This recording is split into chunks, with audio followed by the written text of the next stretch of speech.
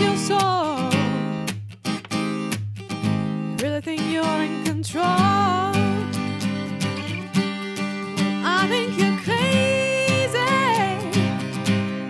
I think you're crazy. I think you're crazy. Just like me. My heroes had the heart to lose their life out on a lead. And all I remember is thinking I wanna be like them. Who, me? No, man, I'm not scared. No tengo miedo, tú sabes. Soy macho, man. What's wrong with you? What's wrong with you? Growing up, that's the hardest thing I ever done.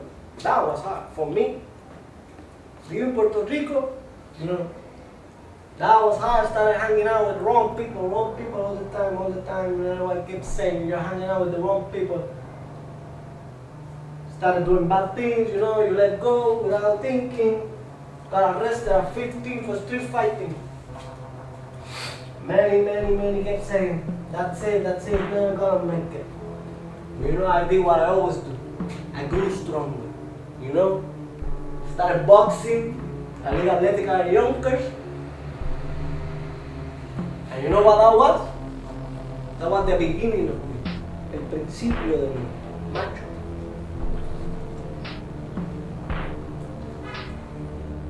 Hector Macho Camacho. The only words that could describe his character are his own.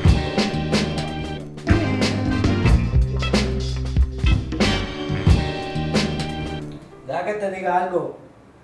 At the beginning, everything was fácil, everything was easy, you know, because in the world of boxing, they didn't know how to catch up with me, you know, they didn't know how to catch up with me, you know that.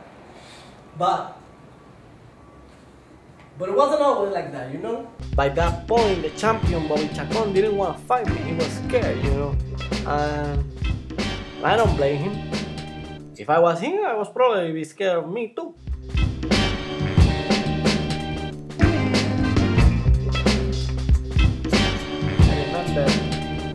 What I remember is everything was crazy, you know, todo bien loco, todo el tiempo. And you know, at that time, I didn't know, I didn't think too much, you know, yo no pensaba mucho las cosas, tú sabes, I didn't think too much, and I just was living at the speed of light, you know, at the speed of light. And when you live this fast, como yo hacía,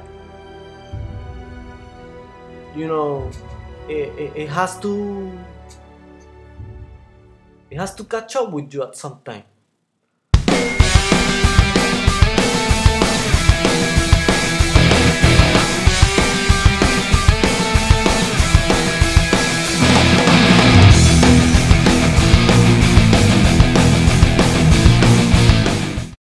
Camacho has to be at his remarkable best to win the fight, and even then it's not so sure. Well, Hector Camacho is a self-described man with a mission. He says that about himself. Macho, he says, is just sort of his outward persona, but inside is a champion who has a lot to prove.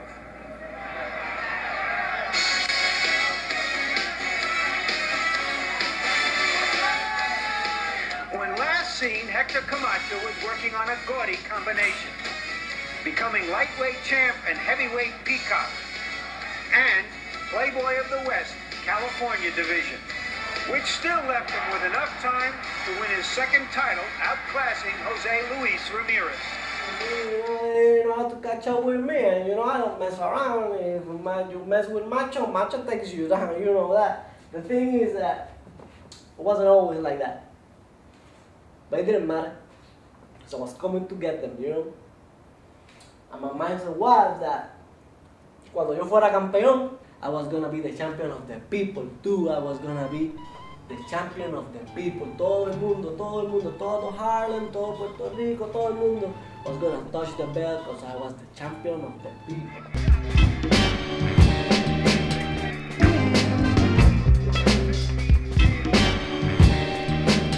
Funny thing is, by that time, we're like waking up from a pesadilla, you know, like waking up from a bad nightmare, and you just realize that some people just have to go, you know. Camacho did some soul searching. Show business was not his life, prize fighting is.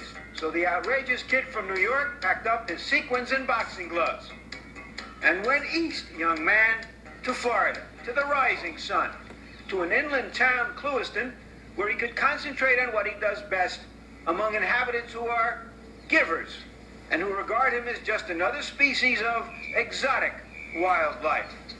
Some people just have to go, and the so-called friends, they were taken from me, you know. What can I do? One was his original trainer, Billy Giles. When Camacho broke up their relationship over financial disagreements, Giles lashed back, accusing him of doing drugs. Recently, Camacho fired his California trainer, Jimmy Montoya. Camacho has no manager. He resents paying people who he doesn't think help him. Battles with trainers, managers, and promoters has slowed but hasn't stopped him. Now he has teamed up with a wizened veteran, Marty Cohen, age 88, an unpaid advisor, happy for a chance to dance one more dance. Hector has found what he wanted, and what he wanted was happiness. He's now a happy young man. And by the time El Chapo agreed to fight with me, that was different, you know. And if Edwin Rosario is any kind of a prophet, then Hector Macho Camacho will need 300% tonight. Camacho has painted the picture of this fight being a guy who's a hero versus a guy who wants to be. With some more words about the charismatic champion, here's Larry Merchant. I look at Hector Camacho as a sort of Rambo Liberace. He's one of those rare athletes, as Muhammad Ali once put it, who dares to be great. His speed of hand matched only by his speed of foot and mouth.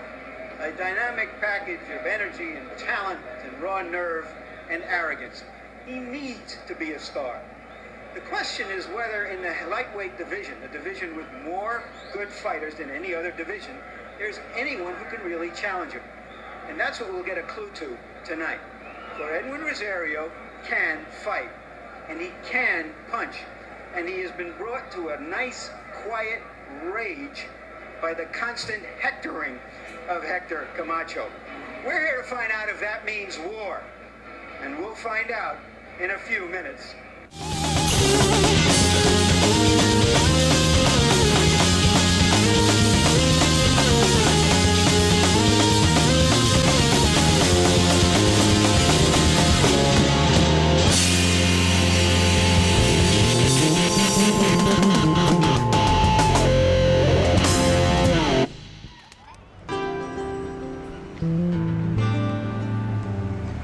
No quería saber de sueño en los mares y se volvió a internar en un mar de sueños. No quería saber, no quería pensar,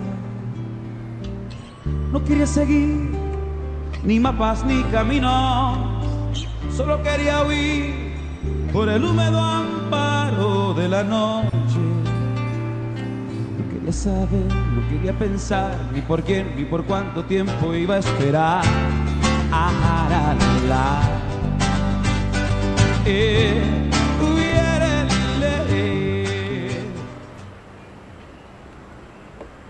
¿Y a dónde va él? ¿A dónde tú crees? Una cosa, chamaquita, ¿cuántos años tú tienes? 20. 20. ¿Esta es la primera vez que tú te tiras a mi esposo?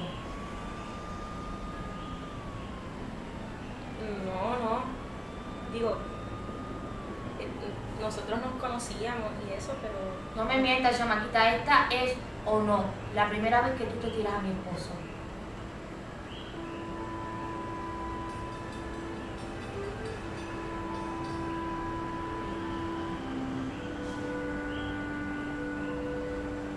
Hazme un favorito. Pásame una cajita que hay ahí en la gaveta.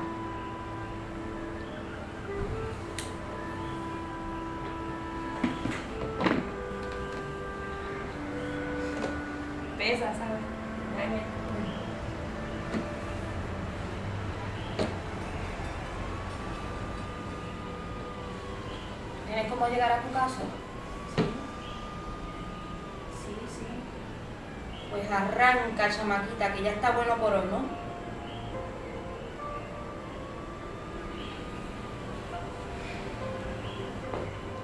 Camacho with a comfortable lead. Mancini following him around too much. You gotta give Ray Mancini credit. He had a lot of free throws.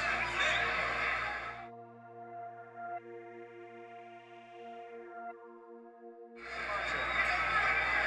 He slipped. Mancini goes.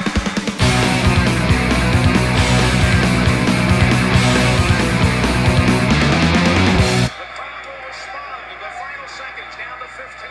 And again, every time that Hector Camacho's back hits the ropes, he ties up. There he is. 5 seconds. And it is all said and done. That's great. They hug each other.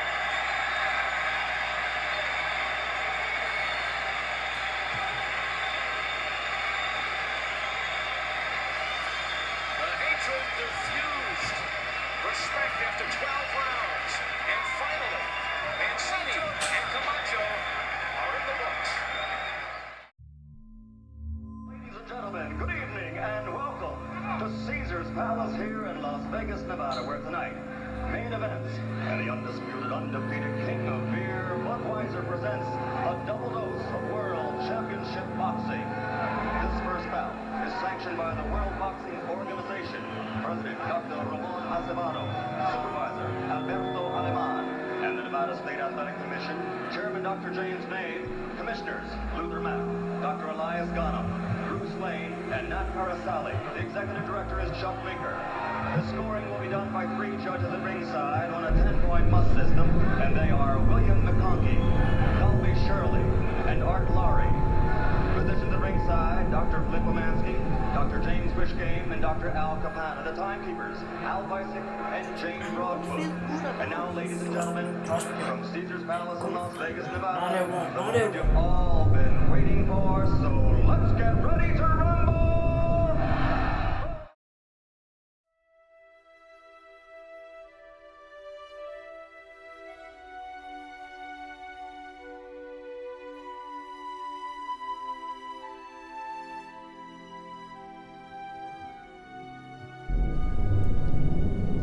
Yeah, nah, of course I wanted that fight eliminated.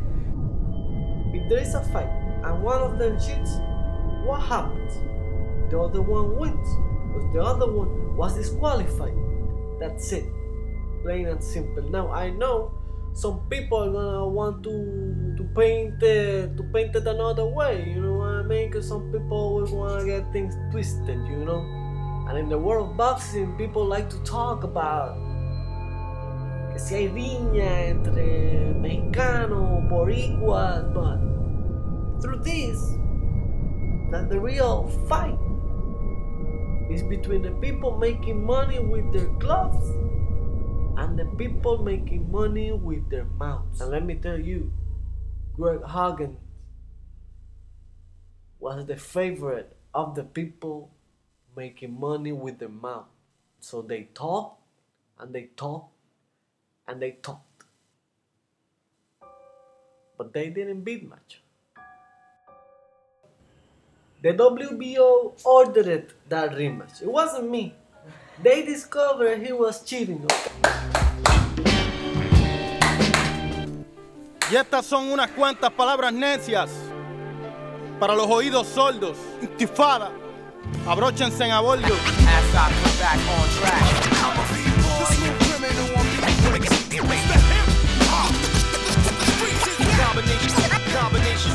traigo este buche de crudo para la crisis energética, mi figura retórica, mi licencia poética. Those last 2 combinations had been effective for Camacho. Great round. 1 point. He's got 1 point. 1 point. 1 point. Well, it's becoming a tradition, isn't it? The 1-point deduction from Hector Camacho late in the fight.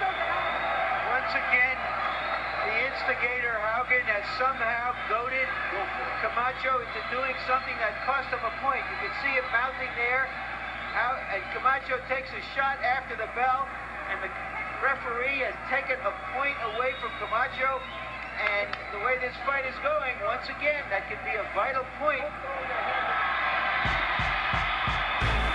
Harold, how do you have it now? Harry, 105, 103, including the point that referee Bobby Suarez took away.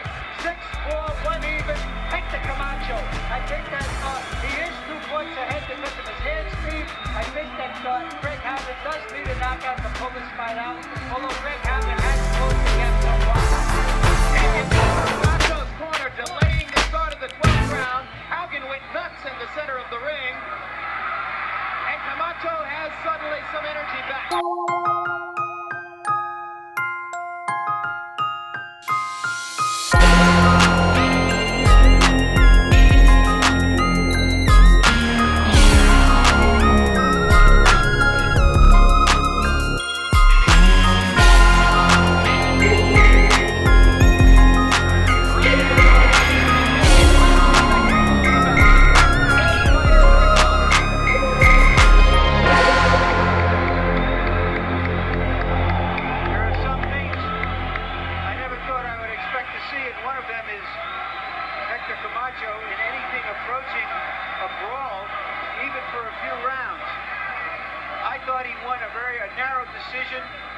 On the lead he built up early in the fight, but it could be a very close decision.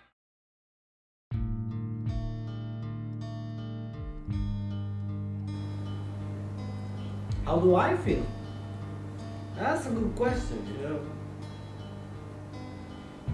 I feel like I've been the champion too many times, you know. Maybe way too many times. But I've been through a lot of evil too, you know. I've been here, I've been there. And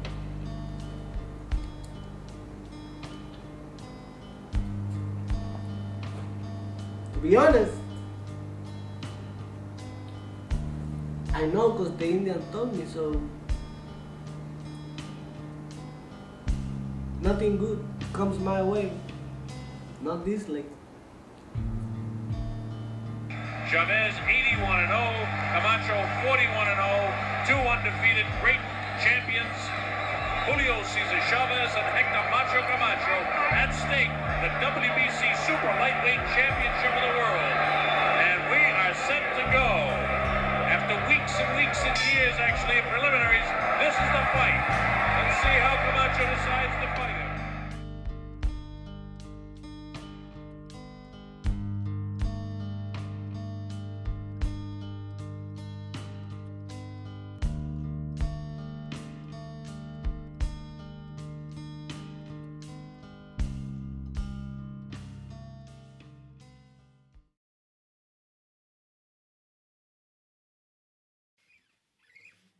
I remember when I lost my mind. There's something so pleasant about that place. Even your emotions get an echo in so much space. When you're out there without care, yeah, I was out of touch. But it wasn't because I didn't know enough, no. I just knew too much.